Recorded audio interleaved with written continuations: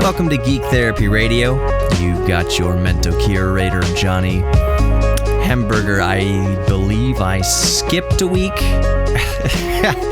And it just came to mind. I wasn't thinking about this right when I walked in the studio here to record the radio show on the podcast. But yeah, last week was a doozy.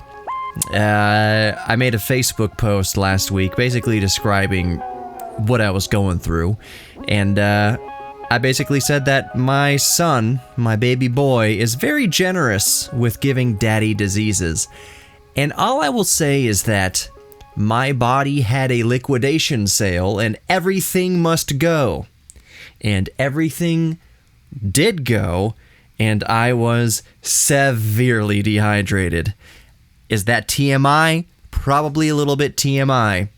But I did have a thought, and I promise this show wasn't going to be just all about me talking about my gastrointestinal terror. But I had a thought when I was going through that the other week. Last week, I was very loopy and dizzy, all the symptoms and signs of dehydration. I wasn't very feverish. Maybe there was a couple times over the past, like during this ordeal that I had a low-grade fever. I did the thermometer, it was like 99.4, but I didn't feel feverish. Like I didn't have that kind of real spacey fever type brain. You know what I'm talking about. When you have a high fever, your brain is it's just weird, and your dreams are weird and all that. That's not really what I had. It was just the tummy troubles, let's just say, and the dehydration made me like dizzy and just out of it. And I went to the museum. This was last Thursday. I saved up all my energy, and I was feeling pretty good Thursday morning. Wednesday was the worst of it, but I was feeling pretty good Thursday morning. It's like, okay, I'm supposed to go to the museum, go to a meeting with the rest of the content team and marketing team, and so I'm just going to lay low for this morning and then go to the meeting, and it'll be just fine. Went to the meeting. I had to duck out at the end, visit the restroom. When I got home, I hit a brick wall. It's like I got into bed at like 2:30 in the afternoon, and just that was it. That was it for the day. I was done. I stayed in bed basically until 6 a.m. or so the next morning when my son got up on Friday, and I felt perfectly fine after that. So, anyways, where was I going with all this? Oh yeah, during that ordeal, I had the thought, I was like, you know what? I was thinking about Oregon Trail. So-and-so has died of dysentery. Always the dysentery with Oregon Trail. And dysentery's basically where you have diarrhea so bad that you dehydrate and you die. I mean, there's more to dysentery than that, but that's a big part of it. You just can't keep anything in your body, and including fluids, and you just die. Now, the thought I had was, imagine back then, not just during the Oregon Trail times in the mid 1800s or so, but imagine like medieval times and times before modern medicine and modern comforts. If you had what I had last week and you died from it, what a miserable, miserable death. And if you had that stomach illness back in the medieval times, you probably were sentenced to death, basically. Doctors like, well, you got this demon in your blood, now you're just gonna die. There's no coming back from it. And it's hot, and there's no air conditioning. There's rarely any clean cold water, if you can even get cold water. What a miserable thing it would be back in the old times to have something that we take for granted today as something as simple as diarrhea or stomach illness. How miserable. How thankful I am that I live in a modern era where, yeah, I was miserable for a day or two last week, but I had Pedialyte, I had Gatorade, I had everything, soups and chickens. I had everything I needed to weather the storm, so to speak. Imagine you were back in the Oregon Trail days and you're in a covered wagon and you got dysentery and you're you're sitting in the stink of it all and you're sweating and you can't get clean if you wanted to. You can't get hydrated if you wanted to. How miserable. Thank God for modern science, modern technology, modern medicine. The only anecdote I'll give about last week was on my way to the museum. I'm going to talk about VR, and we're going to do some geek and tabs here in a few moments, but you know how the show goes. You regular listeners know how this goes. So before I went to the museum last week for the meeting, I stopped at the local pharmacy, not a Walgreens. It wasn't a chain. It's just our local pharmacy that's on the corner. I want to give them some business and thought, oh, great. So I walked in, and the lady, who was a young, I'll just say objectively attractive blonde woman, and I was thinking this was funny because if I wasn't married, this would be a whole different dynamic here. Basically, I walked in and was like, yeah, I need, where is your Imodium and Gatorade?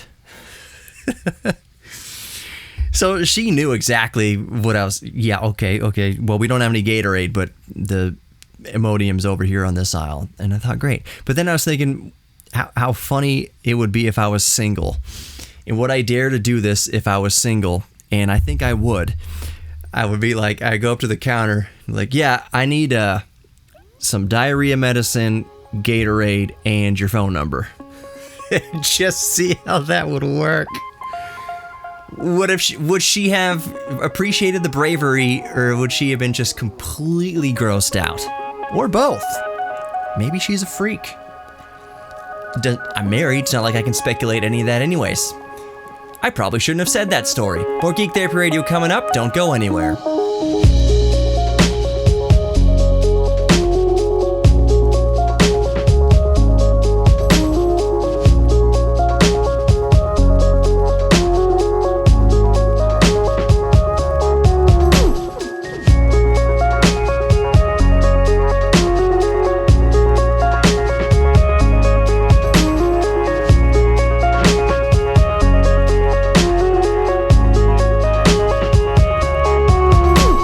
Welcome back to Geek Therapy Radio. You've got your mental curator, Johnny Hemberger. Thank you for bearing with me for that last story about my stomach troubles, and, well, I'll just leave it at that.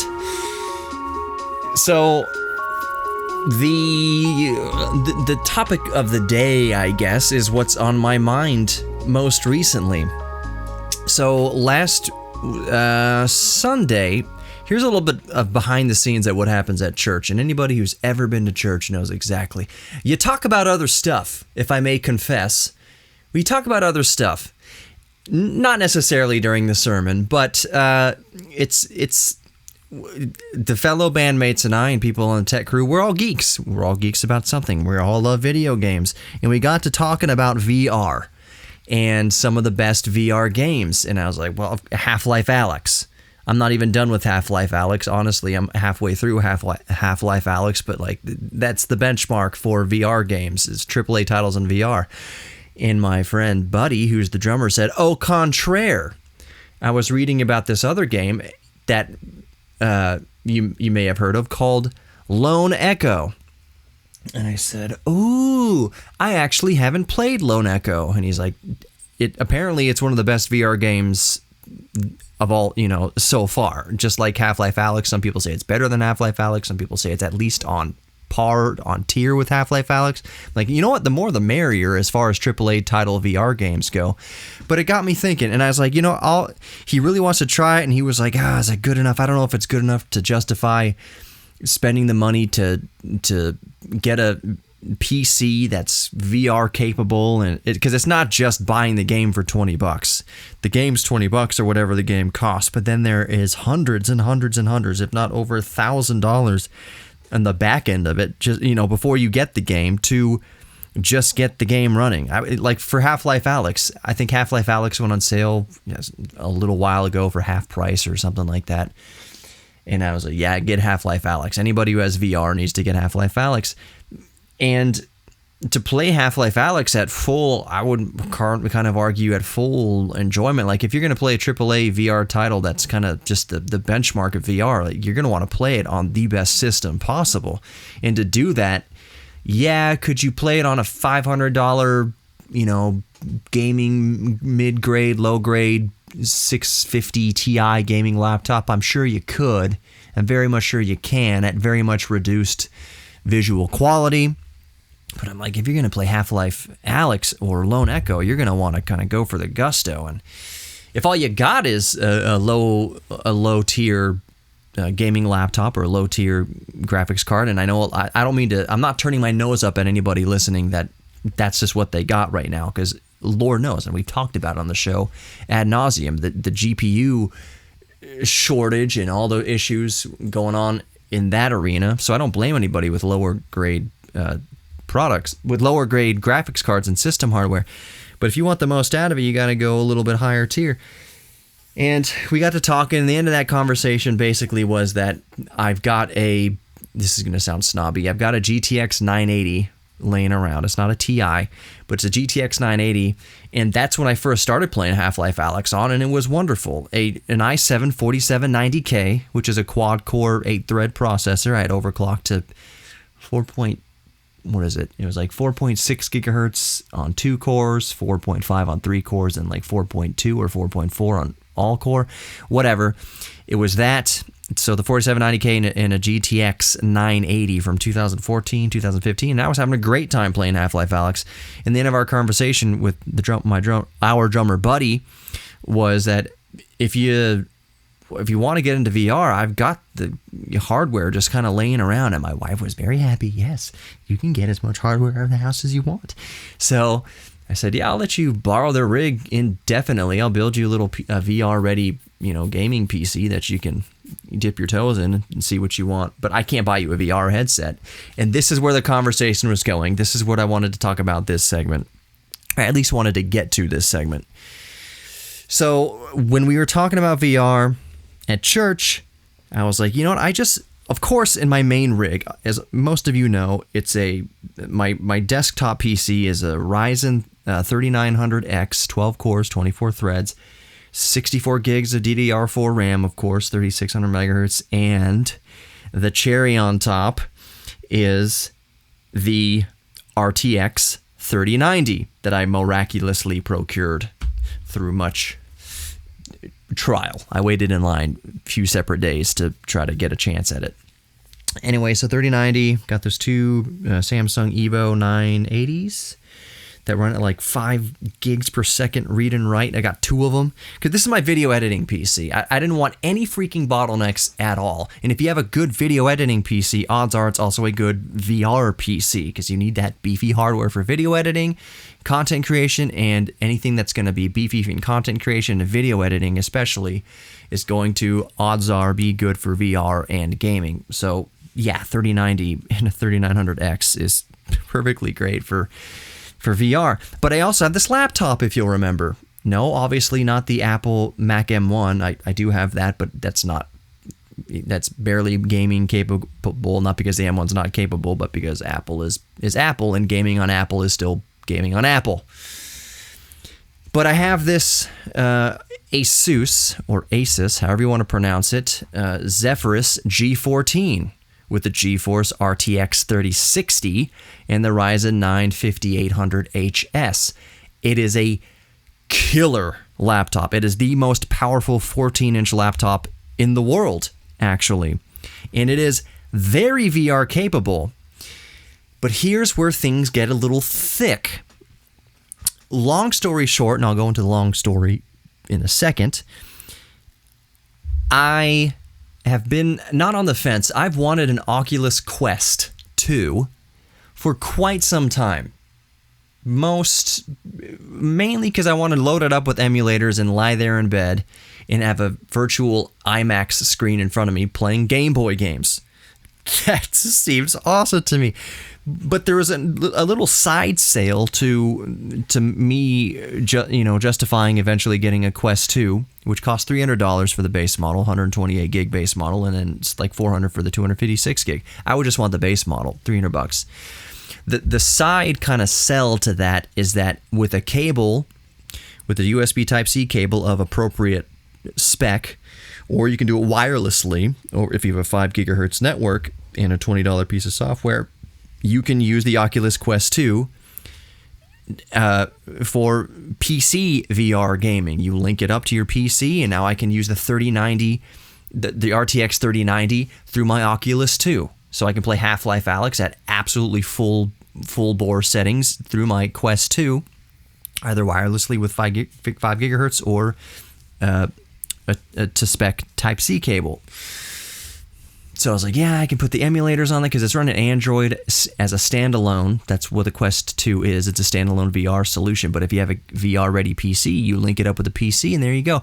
And it's higher resolution. So higher resolution than what I got right now. What I got right now is the Oculus Rift, the first generation Oculus Rift. I do not have a Rift S. It is just the first generation Oculus Rift. And it is great. But here's where it's all going. Here's where I'm all going with this. I tried today, before doing this podcast, I tried my darndest to get that first generation Oculus Rift to work with my laptop, the Asus Zephyrus G14 with the RTX 3060. On paper, it all should work. RTX 3060 is more than capable enough for VR, and I have with a hub, I have enough USB ports for the sensors, the motion control sensors that sit on top of my speakers, and the appropriate connections for the VR headset, for the actual headwear itself. No dice, no go. It is from everything I've researched, it's impossible to get a first generation Oculus Rift working with the Zephyrus G14. Integrated graphics are AMD. The dedicated graphics are NVIDIA, and it's a nightmare between the Type-C port and the HDMI port, so it doesn't work. So where do I go from here? More Geek Therapy Radio coming up.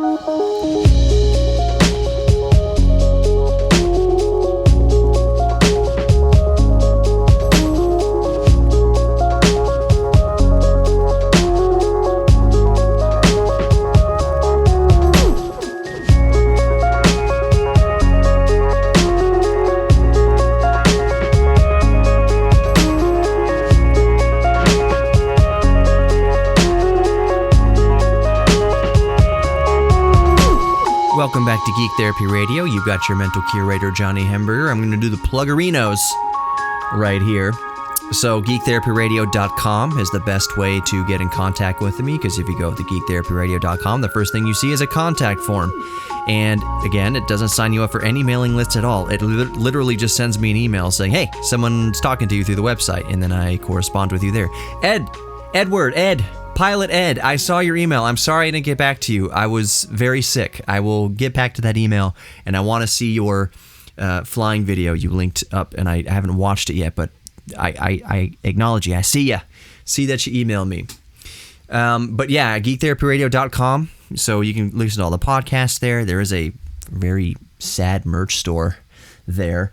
I don't like plugging the Patreon because I haven't uploaded a lot of content to the Patreon, and I don't want to plug the Patreon if I'm not providing you a product there. But it does exist, Geek Therapy Radio, Patreon. If you're feeling generous with your heart, help me buy diapers. What else? Geek Therapy Radio on Facebook, Instagram, and YouTube, and TikTok. All the social media, just type in Geek Therapy Radio, look for the red, white, and black color scheme, and that's me. If you're listening to this radio broadcast and you want to get the Geek Therapy Radio podcast, open your favorite podcast player, favorite podcast app, whatever, even Spotify, which if you have Spotify, it automatically opens on your computer, and I still haven't disabled that. But anyways, if you have Spotify, just type in Geek Therapy Radio, look for the red, white, and black color scheme, and that's me. All right, pluggerinos out of the way. Let's get back to the topic that I was last talking about, and that is trying to get my first generation Oculus Rift to work on my Asus Zephyrus G14, the most powerful 14-inch notebook in the world as of recording. It has an RTX 3060. I have loaded this up with as much RAM as it'll take, because 8 gigs are soldered on.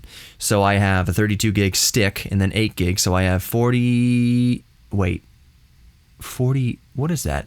I thought I had 48 gigs of RAM. What is soldered on? Maybe it's 16 gigs soldered on. Am I being dumb? I'm using the laptop right now. I'm going to go to my system and see what how much RAM I have here. Come on, System Manager. Performance memory. 40 gigabytes of RAM. Why was I thinking 48? It's like 32 and 8 doesn't equal 48. It equals 40. I have 40 gigabytes of DDR4 RAM in this laptop. That RTX 3060 and the Ryzen 9 5800HS. It is a baller system, more than capable of VR. But for the life of me, it is incompatible with the first generation Oculus Rift. I have not seen any way to get it done. Any way. And as I alluded to at the end of the last segment, it has to do with the nightmare of communication internally between the integrated AMD graphics and the dedicated NVIDIA graphics. And I already hear some of the more savvy of you yelling at your speakers and headphones. Believe me, I hear you, figuratively speaking.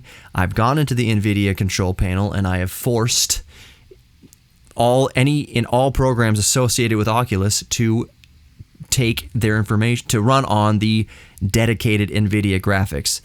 That doesn't work. I made the whole system just take the dedicated NVIDIA graphics. It doesn't work. You plug in the Oculus Rift, the first generation Oculus Rift, to the HDMI port on the side here, on the left side here, nothing, no signal. You plug it into the Type-C port through any sort of adapter that I've found. It's Type-C to HDMI, whatever. It all doesn't work. It doesn't work. It has to do with the communication between AMD and NVIDIA graphic chipsets within the laptop. It sucks. Now, I can obviously still use my first generation Rift with my desktop PC because it has the NVIDIA RTX 3090 and the 3900X, and the way that works there is you plug the Oculus Rift HDMI cable directly into an HDMI slot on the back of the RTX 3090. There's one of them. There's like 3 display ports and then 1 HDMI port on the back of the RTX 3090, and that's where you plug in the first generation Oculus Rift, and it works just fine. But VR has come a few steps of progress since then, and to use my first generation Rift, that means I have to fire up my desktop PC, run that big power-hungry 3090, have cables running everywhere from the headset to the back of the desktop PC, and then I have these unwieldy motion sensors that I have that look like little mini lamps that are on top of my studio monitor speakers, and it's just a lot. It's a lot of rigmarole to play VR. I sound like I'm complaining a little bit, but I am a teeny tiny bit, because where we've gotten with Oculus Quest 2 now is that really you don't need any cables. The motion control sensors, like for your hands, sorry, I bumped the microphone, for your hand controls, that's built into the headset now. Instead of needing external motion sensors, you don't need that anymore. The motion sensors are on the goggles themselves, constantly keeping track of where your face is, your head's turning, and where your hands are at with the controls. It's great. So eliminates all those wires. Theoretically, using a 5 gigahertz network connection, I could link up to this laptop or to my desktop PC and play VR on anything.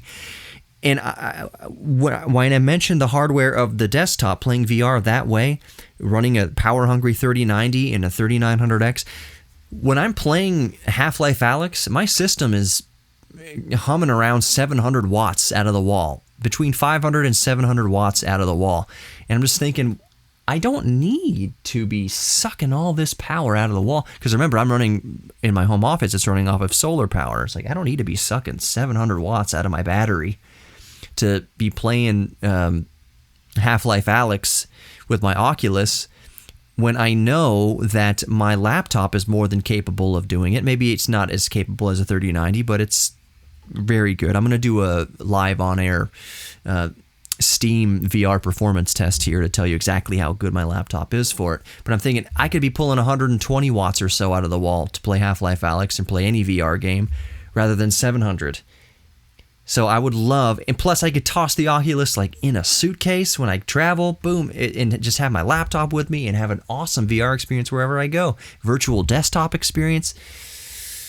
If I use the Oculus by itself, the Quest 2 just by itself, running off native Android built into the headset, I can have my emulators on there through some rigmarole. There's side loading of all that kind of stuff I'd figured out. Gosh, the more I talk about it, the more I'm selling myself. And it comes at a time when I'm like, okay, last month I spent this money on this, and that, this, and I'm like, all right, I don't need any more stuff. I'm pretty well settled where I need to be with what I have. And then I'm like, gosh dang it, buddy, drummer buddy from church, why do we have to talk about VR? You reminded me that the Oculus Quest 2 has been on my list for a while now. I would use it so much. It would be justifiable. I gotta figure out a way to sell it to Sarah. it's not like, well, yeah. Anyways, that's neither here nor there. I love my wife. She's very supportive. But it's $300, $300, and I don't still want to go. I don't want to add it to the Amazon cart and her be like, what's this? Oh, yeah, it's I need it for research. Something like that. Whatever. I'll get a Quest 2 at some point. Hopefully, maybe soon, but oh gosh, I just it would come of great use to me. And anyways, so let's see how good this laptop really is for Steam VR. So let's run the Steam VR performance test in real time here. Hopefully it'll be done before the end of the segment. I imagine it would be, but I'm looking at the timer kind of clicking down here on the third segment here. So this is loading up. All right, so it's running. I'm seeing 172 FPS, 178 FPS. Now the thing is running in earnest. It's 140 FPS, and this is 144 megahertz. Yeah, that's 144 hertz screen. So it looks nice and buttery smooth. It's simulating the how would you say this? Binocular? Yeah, binocular view. If you're wearing a VR headset, you're looking at two screens basically, and that's how it creates the 3D effect. But right now it's simulating it on the PC for this VR test. So the robot is walking into the room, and what happens here in the Steam VR performance test is the robot obviously needs repair. It's hooked up to this thing, and the whole thing friggin' extrudes. The whole robot extrudes as it's shaking around. And it looks painful for the robot. But all its parts kind of shoot out across the room, and it's meant to test, put your system to the test with all the little particle effects and everything that's happening. And remember, it's VR. It's not generating all these images on one screen. It's generating these images across two screens, and you want to meet a certain frames per second benchmark. You can hear my laptop really going nuts right now. The fans are kicking up, but everything looks beautiful. It's still at 130 frames per second. Again, this is the Asus Zephyrus G14, and I have a feeling I'm going to run into the next segment and continue with the tests, the results of this test. So I'm going to keep talking here. All the parts are still extruded. I can hear the bump music playing. We'll see if this finishes in time. Even if it did, I would have to go over the details of it. So we'll be right back. More Geek Therapy Radio coming up. Welcome back to Geek Therapy Radio. You've got your mental curator, Johnny Hemberger. I left a cliffhanger at the end of the last segment that I was doing a VR performance test, the Steam VR performance test on my laptop. And so during the break, the results have come in, and on the VR ready graph, the green mark is all the way in the green, all the way at the far right, the farthest right it can go. So here is the official readout. And I did it, remember, I did this while recording the podcast. I didn't stop the recording software. I record into Reaper, and I didn't stop any of that. What I'm going to do right now, because the laptop is kind of still whining at me, is put it into silent mode and get those fans down. Okay, so here's the results from the VR performance test on my Asus Zephyrus G14. System specs, OS, Windows 10, obviously, GPU. This is right. It's correct and it's wrong. It's reading as the GPU is the AMD Radeon, which is true, but that's not what it was using to run this VR test. So the GPU in here is yes, the integrated AMD Radeon, but it's also the dedicated NVIDIA RTX 3060. So that's what this VR test was using, the NVIDIA RTX, despite Steam calling my system specs GPU the AMD. So the CPU obviously is correct, AMD Ryzen 9 5900HS, 16 cores. It's not 16, it's 8 cores, hyper-threaded, or what does AMD call it? Simultaneous multi-threading, SMT. So 8 cores, 16 threads, but 16 logical cores. Anyways, results. Your system is performing well above what is needed for recommended high-quality VR! Exclamation point. Most VR titles have been tuned to run smoothly at the recommended visual quality. Others that use adaptive quality may display with improved visual quality to support your extra power. Please note that while your system's rendering power isn't limited by your CPU, this test doesn't account for the varying CPU cost of positional tracking and processing intensive applications. So like, running OBS and stuff and streaming. Follow the recommended specs for each VR headset and piece of software. Also note your system's USB capabilities have not been evaluated. Follow the recommended specs for each VR headset. So quality was on very high, and I've got the blue line going here, pretty rock steady straight. There's a couple dips across here in time, so it's at the very high settings quality, and the blue line was very stable. Average quality is 10.2, which is very high. I've heard that like for really good VR experience, like top tier, top notch VR experience, you want like average quality to be over 9. That's just what I've heard. I can't verify that, and it might be, individual taste, whatever. But anyway, it doesn't matter if 9 is the benchmark. I just hit a 10.2. Frames tested, 10,976. Frames below 90 frames per second, 0%. Frames CPU bound, 0%. So that keynote there, frames below 90 frames per second. That's kind of the magic benchmark of a VR, is you want each screen to be running ideally at 90 frames per second or more. This varies across headsets. Some headsets can only handle 70 frames per second. Some handle way more than that. Some handle 90. Some handle 120.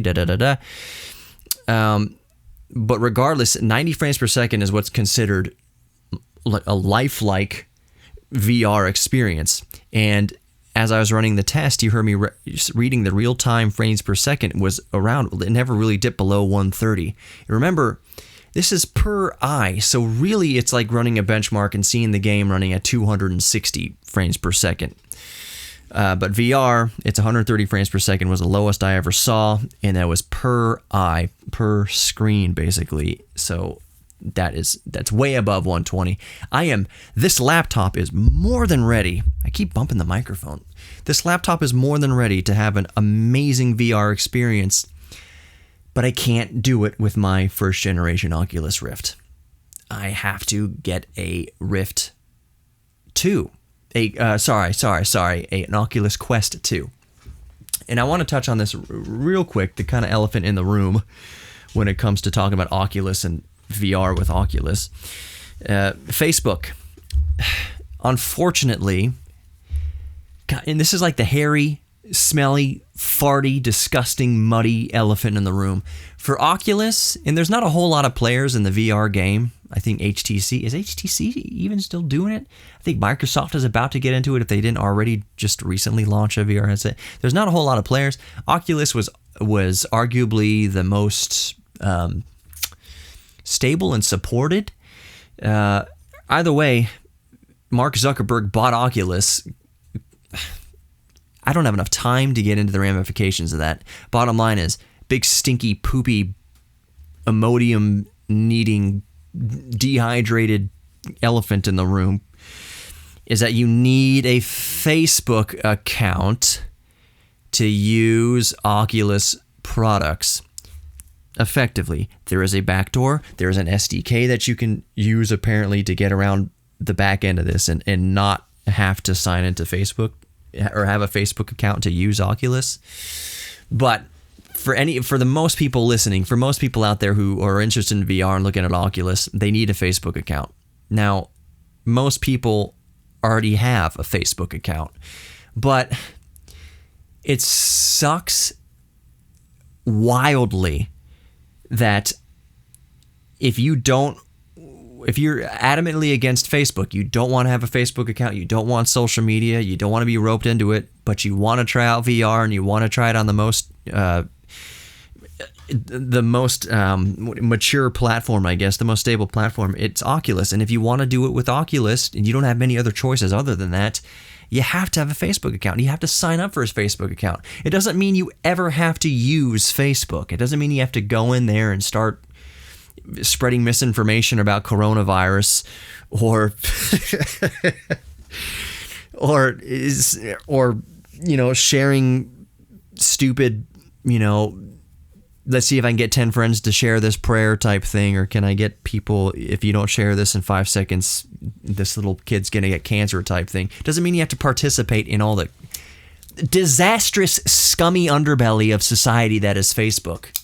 Doesn't mean you have to use any of that. You can get the Oculus, you can sign up for a Facebook account, and then you don't ever have to use the Facebook account. And you can tell Oculus, don't share anything that I'm doing on Facebook, so that when Jimmy is using Oculus Quest, he's playing this, or he's in this part of the virtual world, whatever, you don't have to do any of that. You can opt out of all that stuff.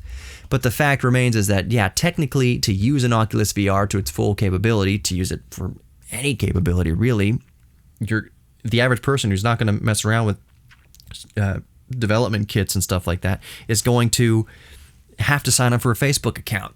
It means that you'd have to go against some of your morals and some of your own ethics if you didn't want a Facebook account and you want to use Oculus. Shucks, too bad.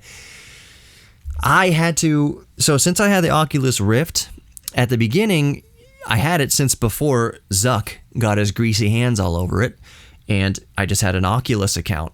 Since then, it has merged into Facebook, and when I was installing the Oculus software on my G14, Asus G14 here, it said, already have an Oculus account? I said, yes. So I logged in. It said, your account's already been merged with Facebook. Log in with Facebook, and that's the only option. After that, I was like, dagnabbit. Doesn't matter. I already have Facebook. I already use Facebook. I probably, I post on there enough once or twice. I have Geek Therapy Radio on Facebook, obviously. I've got my radio page, podcast page on there.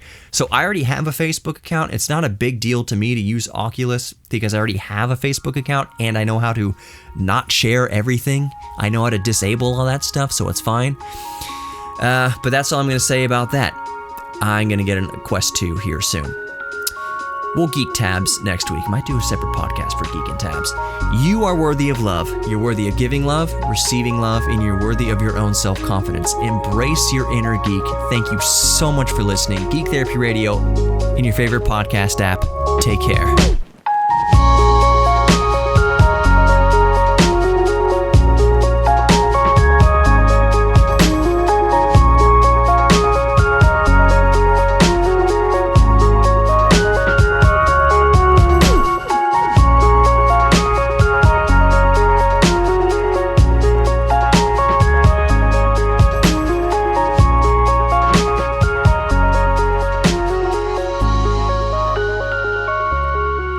If you'd like to sponsor Geek Therapy Radio, just go to geektherapyradio.com and let's talk.